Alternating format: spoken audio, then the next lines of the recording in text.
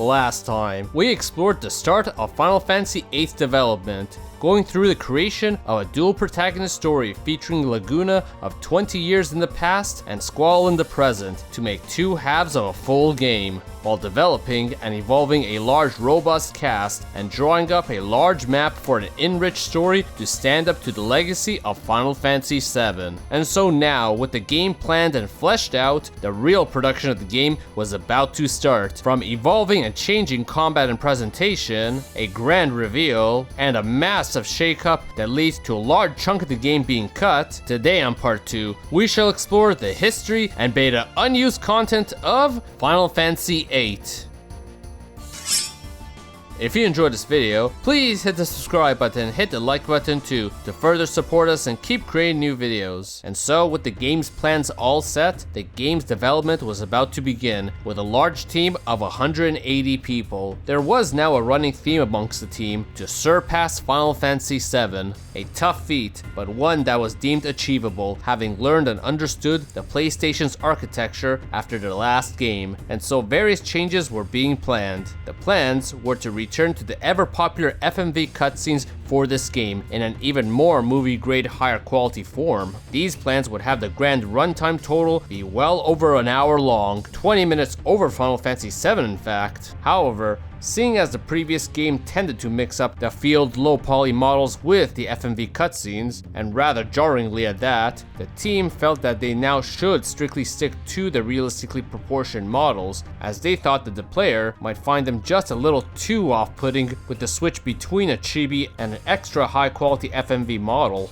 especially since at times the idea was to have the in-game models walk over an FMV cutscene before transitioning fully into the FMV cutscene itself. As a result, both the field model and the battle models were to feature the same proportions. But not just were the characters to be realistically proportioned, but as well have your entire party visible on screen. In Final Fantasy VII, the characters tended to merge into Cloud when they were done talking, and have Cloud literally carry the whole party. As such, two characters were to follow Squall and Laguna at all times, which the team had difficulty running this, especially over FMV cutscenes in the background, despite the models being at a lower polygon count compared to Final Fantasy VII. But to further add on to it, they wanted to have the characters display their rather realistic motions while moving. Instead of using motion capture themselves, the team handcrafted the animations carefully by watching motion director Tatsuya Kondo do these motions in front of the team, where they would then replicate it and create them in-game.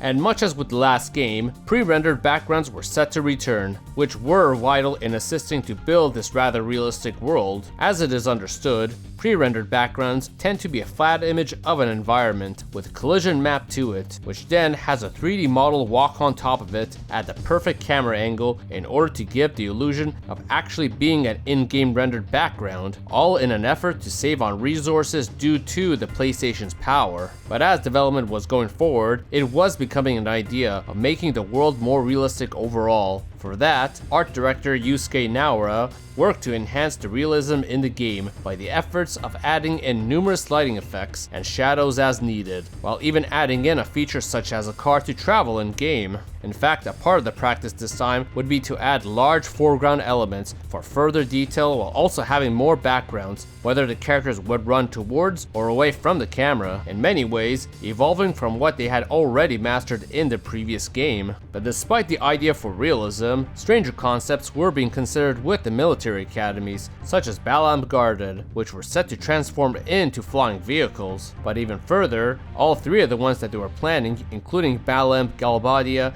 and Trabia Gardens, were to combine into a very large mech-like unit before they decided to not combine these gardens and strictly keep them to only Balam Garden and Galbadia Garden flying. With the idea of realism in mind, much as how they had plans to have the party on screen at once, they also want to have the monsters visible on the field, walking around in real time, whereby one can simply touch them to start combat, and therefore ending the need for random encounters. Problem was, the technology of the PlayStation just wasn't there yet, with its lack of memory in rendering all these enemies on screen at once. To begin testing combat, a crude dummy monster was produced, which despite being just for testing, was drawn by Tetsuya Nomura down to all its crooked lines. But in this case, with actual enemies, the enemies were going to be more refined than ever, being for the first time ever given actual levels, much like the player characters. Originally, the idea was for the enemies to gain new moves at different levels, but this was simplified to them gaining newer moves at intervals of levels. However, it wasn't just the enemies with this refinement, but the entire battle system was getting a major shakeup.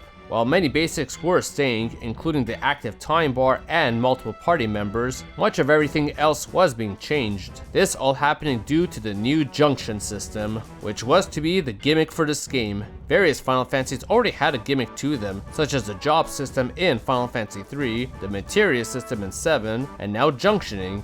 But this one was going to be quite a bit removed from the rest, as it worked in tandem with equipping the classic Final Fantasy summon creatures known as Guardian Force, or GF for short, to each character. This would enable them to now be summoned at any time for a major attack and protection, but as well as enabling the character to learn and use new moves, abilities, and even modify their stats, basically granting more customization than ever. Much of the customization being done through a new draw command that would enable a character to take spells or even a hidden GF from enemies that they analyzed. As a result, one would stack spells and equip them to their stats for a special boost, or even use such spells for combat purposes. Originally, they had a rather long-lasting animation for drawing, but with how frequently one does this, they shortened it considerably. Meanwhile, the other set of customization came from the ability to choose what your main commands are. Thus, for the first time, one could opt out to not use the defend or item command, and instead choose to use one of the many new abilities. But when it came down to the GFs themselves, character designer Tetsuya Nomura came up with several ideas. The main idea he had is to make them stand out as unique, looking like neither human nor monster, giving each an elegant design, while keeping them away from human concepts such as clothing.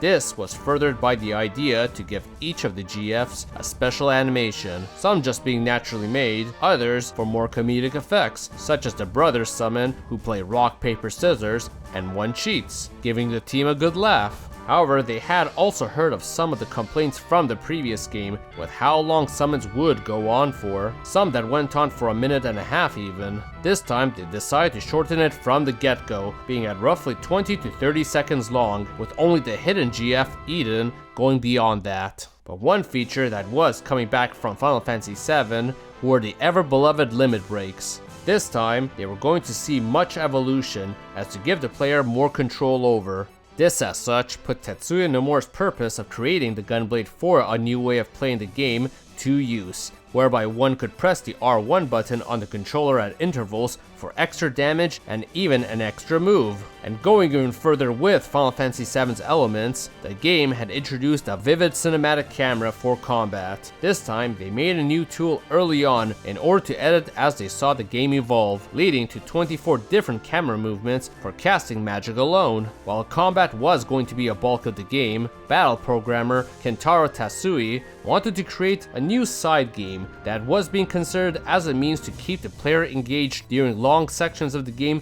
that don't feature cutscenes. As this was the late 90s, card games had gotten extremely popular in Japan, and so Yasui came up with an idea for a card game called Triple Triad. The game would involve collecting cards and battling opponents using a set of rules. The team was intending for this to be strictly that and nothing more, but Yasui didn't like the idea of nothing being gained from this otherwise. Being that Yasui was already heavily involved with the battle system, proposed the idea of an ability to transform the cards into items. Soon, it was time for Squaresoft to show the world the successor of Final Fantasy VII. Via a Tokyo press conference in May 1998, they revealed Final Fantasy VIII, a simple trailer showcasing the new higher quality FMV cutscenes, combat, 2 proportion models, and just everything looking very refined next to its predecessor, highly intriguing people in the audience. Together with the trailer, the game's 2 protagonists, Squall and Laguna, were shown off. Not much more was revealed about the plot, aside from the theme being around love,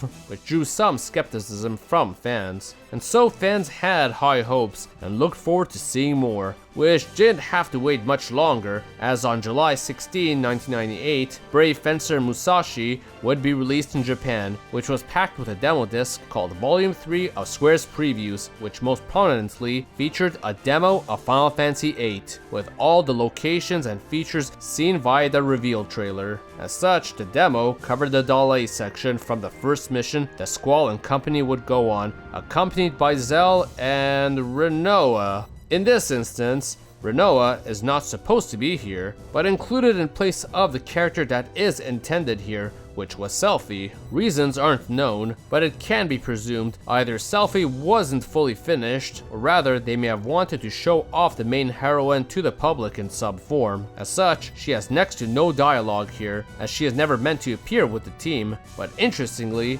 Rinoa had the ability to summon Leviathan as the first reveal of the GFs. This went as far as to even include her within the FMV cutscene at the end of the demo. And within that same FMV demo, a soldier is shooting at the mechanical boss at the end, but this would go on to be replaced by Quistis doing the same action. The demo was very well received, with how much better the game looked and was presented next to Final Fantasy VII, while very much still feeling like Final Fantasy. But what impressed heavily was the summoning of the Guardian Force Leviathan, with the impressive cinematic sequence that followed along, in which case Leviathan was the first GF the team had created, and they wanted to test it here. Seeing as it was met with great reception, Nomura got the confirmation to make the rest of the summoning sequences much in the same vein. Overall though, the demo was highly praised, with a taste of this upcoming entry and all the advancements it would bring henceforth, bringing with it much hype for what was to come.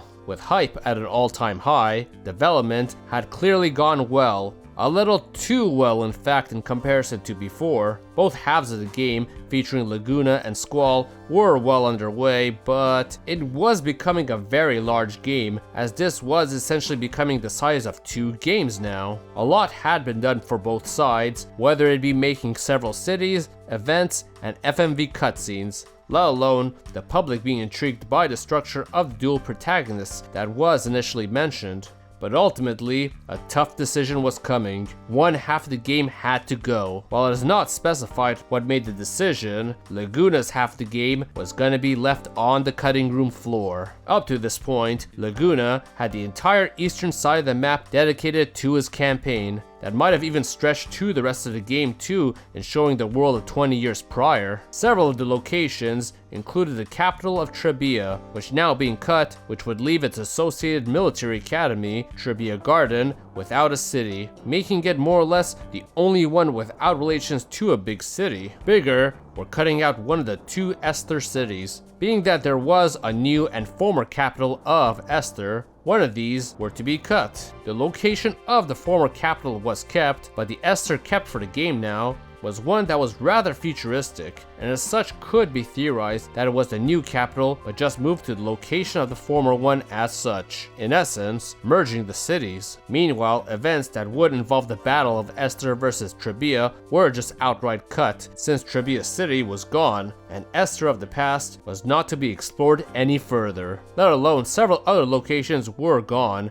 including the Lunar Monster Fall Point, a mysterious tombstone that Laguna and co-work were to explore as well. This leaving much of the eastern continent rather barren in comparison to the other western half that was to be dedicated to Squall. As well, Laguna was set to have a green pickup truck that he was set to drive on his adventure throughout the game, with references to this staying in the game on Squall's remaining half, which would include a miniature version of it in Shumi Village. That would have been one of the places that Laguna was going to visit. In fact, pre-rendered backgrounds were made for Laguna that featured this very car. This would include the front shot of the car driving, along with the car being in a garage, both of these being within the town of Windhill, which Laguna was also set to visit in the past. This going as far as to even include a scene of Laguna driving the car here that was left unfinished, whereby we can even see Laguna sitting in the background of the car's front. Aside from that, there are also 2 unused pre-rendered backgrounds for Windhill, which might have been part of Laguna's original journey here. And even aside from that, FMVs were made here that had to be scrapped, including one for Laguna and Squall looking at the moon. The scene itself hasn't surfaced, but a promotional render exists, where both are looking at the moon, which may have been taken from this very shot. But altogether, Laguna's half was cut. While once again, a reason wasn't ever given that only Squall's section was ever shown off prior, let alone playable, while not a frame of Laguna's section was seen in public, it can be theorized that Squall's section was just much further along the way in development, which may have led to that decision. And so Laguna's story was soon modified and consolidated into various flashbacks, which Squall and company would witness throughout the game, leaving the hard effort spent on building Laguna's story to not go to complete waste. Even then, writer Kazushige Nojima felt ashamed for half the game being cut, to the point of being too embarrassed to look at the faces of staff who had worked so hard on it. Next time on the final part. With the story essentially cut in half, the team scrambles to now consolidate what they can within Squall's story in a push to finish and deliver a high quality entry. Meanwhile, the game goes well into trying to polish all that is around it, from FMV cutscenes, story, and even the game's soundtrack, leading to a long search for the perfect vocalist to make the game's soon-to-be iconic theme, all the while facing Western localization that is about to have a huge shakeup to avoid the mishaps of Final Fantasy VII scripts, while also facing a case of censorship in several areas. So for this epic conclusion, make sure to hit the subscribe button, for I'll plan to be back for more Final Fantasy and other games gaming history and cut content soon. Hit the like button and comment below on how you think the Laguna side of the story would have been like. So everyone, thank you for watching.